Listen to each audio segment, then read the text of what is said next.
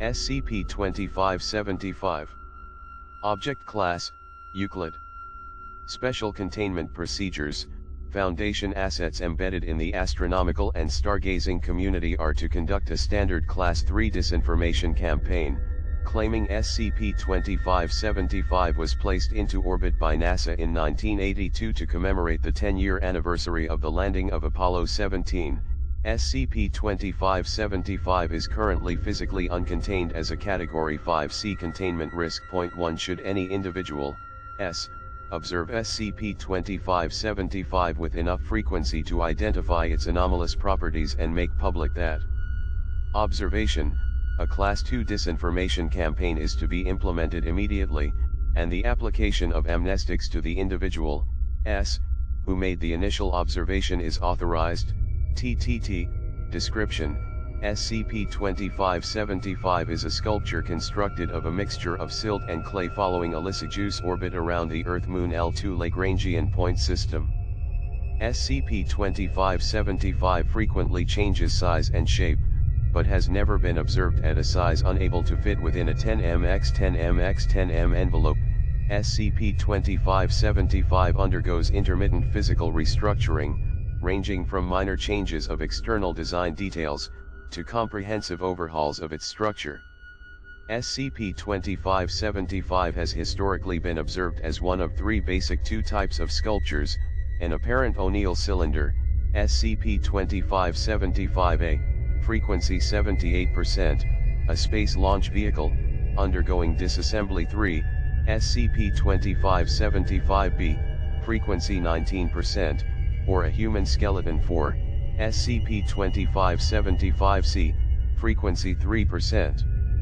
SCP-2575 exhibits exceptional levels of detail, with Foundation flyby imaging indicating structural details on the submicron scale. SCP-2575 is dormant for periods of 2 to 3 weeks between restructuring events. Restructuring events, where the mass of SCP-2575 will migrate into a new shape, occur over the course of approximately 4 days.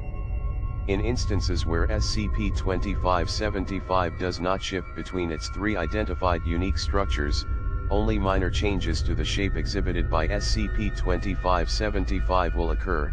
SCP-2575 has exhibited steady signs of orbital decay as expected since its discovery in 1987. Following the completion of its pass by the L2 Lagrangian point in 2084, SCP-2575 will have lost sufficient orbital stability to cause it to fall into the Earth's atmosphere, where it will presumably be neutralized. On January 28, 2086, Addendum 2575-1, SCP-2575 has twice generated anomalous communications along low-frequency radio waves. Both signals were transmitted over the course of precisely 13 seconds. The first transmission was received 17 hours 3 minutes and 48 seconds UTC plus 011/01/2005, during the first recorded occurrence of SCP-2575-C, cause of what you have done. The heavens have become a part of man's world, and as you unintelligible from the sea of tranquility, it inspires us to redouble our efforts to bring peace and -5.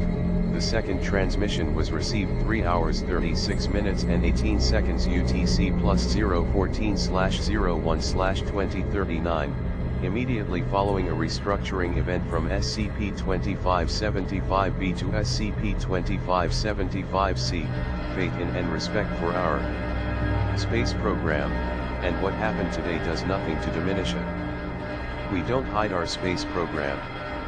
We don't keep secrets and cover T-6. Note that the load times of transmission SCP-2575 was in an exact line with the Earth, Moon, and L2, an event which is only expected to occur 3 times prior to the decay of SCP-2575's orbit, the final time occurring in 2071.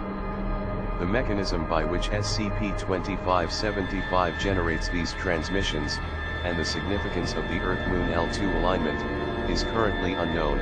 Incident 2575-1.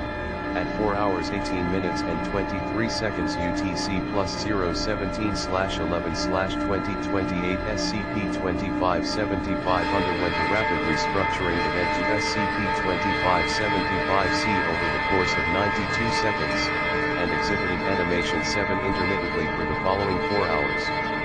It immediately oriented itself toward the Tyson Ambra launch facility outside Kiruna, Sweden, where the maiden voyage of the Ganra 2 space launch system, mission ID GSS-03, was slated to launch later that morning. At 7 hours and 4 minutes UTC plus 0 SCP-2575 was seen to shudder rapidly, assume the fetal position, and turn away from Earth. 18 minutes later the Ganra 2 solid rocket boosters ignited prematurely and the vehicle underwent catastrophic failure on the launch pad. All 4 astronauts on board and 5 members of the ground crew were killed. Footnotes. 1. Category 5C Containment Risk. 5. Applicable to physically uncontained non-humanoid anomalous materials to which 2 of the following 3 clauses apply. 0 chance of civilian interaction, applies. 0 chance of civilian or industrial observation, does not apply. Subject to a proactive disinformation campaign with 0 prior breach incidents, applies. C. Applicable to non-humanoid anomalous materials expected to undergo reflexive neutralization without intervention within 1 century. 2. The details of each structure vary between restructuring events. 3. The launch vehicle observed has taken many forms, but always bears a similarity to the NASA Space Shuttle orbiter design, the USSR/Soyuz rocket family, or the, currently conceptual, European Space Agency TSEA modular launch vehicle. 4.